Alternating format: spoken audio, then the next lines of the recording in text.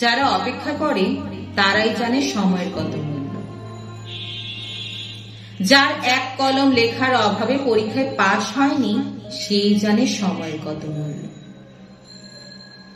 যে প্ল্যাটফর্মে অল্প একটুর জন্য ট্রেন মিস হওয়াতে জব ইন্টারভিউ দিতে পারেনি সেই জানে সময়ের কত মূল্য। যার প্রিয় মানুষটা চোখের সামনে অন্যের হয়ে গেছে, বধূ বেশে অন্যের ঘরে চলে গেছে, সেই জানে সময়ের কত মূল্য।